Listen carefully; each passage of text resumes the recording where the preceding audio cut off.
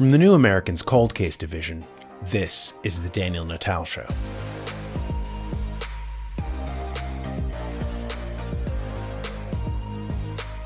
This presentation is just a postscript to a previous episode entitled The Psychology of Totalitarianism. In that episode, I covered Matthias Desmet's observation that what society was undergoing was a phenomenon called mass formation psychosis. Just as a reminder of what mass formation psychosis is, here's an interview with Desmet and James Corbett. And I would suggest that perhaps the easiest way to begin broaching this conversation is from the introduction to your book, where you noted that dictatorships are based on a primitive psychological mechanism, namely on the creation of a climate of fear amongst the population based on the brutal potential of the dictatorial regime. Totalitarianism, on the other hand, has its roots in the insidious psychological process of mass formation. And you go on to say that mass formation is, in essence, a kind of group hypnosis that destroys individuals' ethical self-awareness and robs them of their ability to think critically. All right, so I'm getting the impression from this is some sort of psychological social phenomenon, but perhaps you can expand on that. How would you frame mass formation for people who've never heard that term before? Yes, it's indeed crucial to understand what mass formation is if you want to understand the essence of totalitarianism. But as you said, as you just quoted from the book, people often mix up classical dictatorship with totalitarianism. And it's as I think you're witnessing now, the emergence of a new kind of totalitarianism, not the fascist or not the communist totalitarianism, but the technocratic totalitarianism, which is at the same time similar and different from fascist and communist totalitarianism. But as I think you witness the emergence of a new totalitarianism now, I think it's really crucial to understand what mass formation is and to be aware of how a totalitarian state emerges in a society. And as you mentioned already, a mass formation is a typical kind of group formation, which has a very specific characteristic impact on individual mental functioning. One of the most remarkable effects of mass formation on individual psychological functioning is that it makes people radically incapable of taking a critical distance from what the group believes in. So once people are in the grip of this process of mass formation, they will typically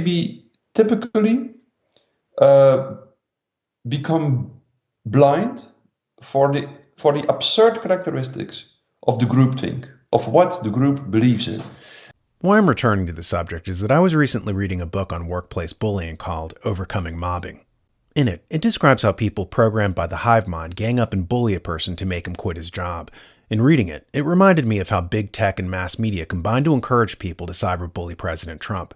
In the book, we read, mobbing victims are scapegoats for larger organizational problems, the consequences of which are blamed on the mobbing victim. It goes on to ask, who is likely to get mobbed? In the United States and the Western world more generally, we tend to place the blame on individuals rather than on groups or larger contexts when bad things happen. We routinely explain negative outcomes by looking for the bad apple in the barrel. We regularly hear comments like, someone's going to pay for this. Someone must be held accountable. Our first and strongest impulse when looking for explanations for why something happened that we don't like is to focus on individually based explanations, especially on personality factors. The impulse is so strong and so erroneously biased that social psychologists have a name for it. They call it fundamental attribution error.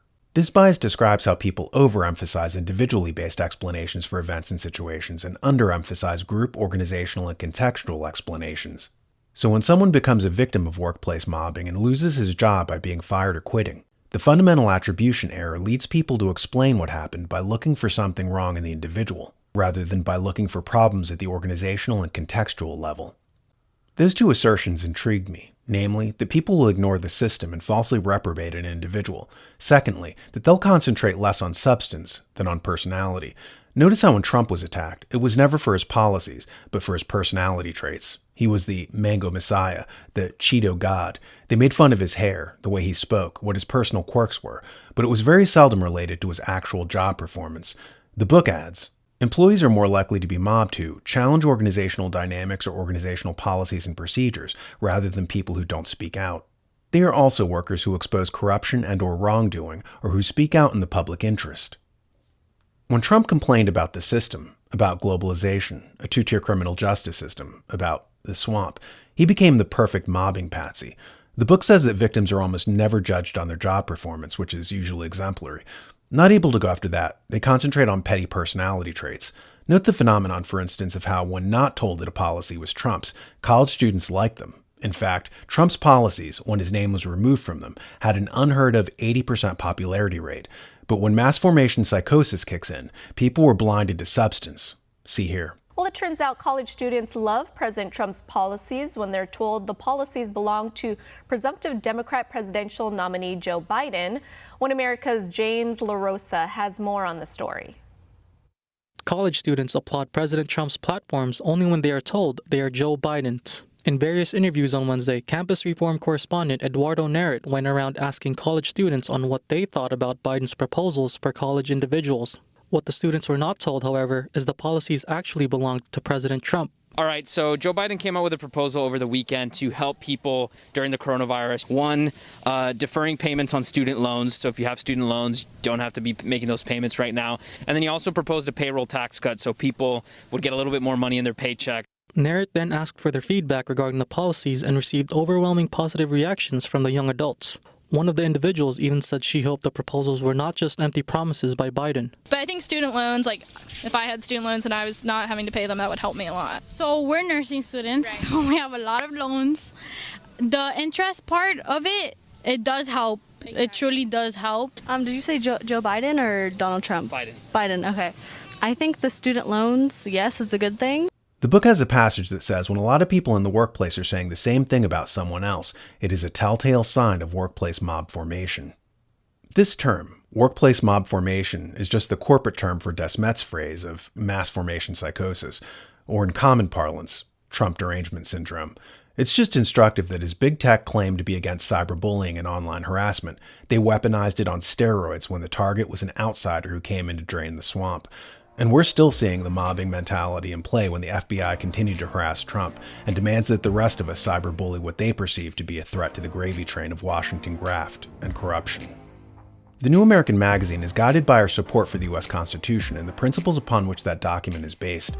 We want to restore and retain the values and vision that made America great, limited government under the Constitution, the freedoms that our Constitution guarantees, and the personal responsibility a free people must exercise to stay free. To learn more, subscribe to our magazine, visit thenewamerican.com.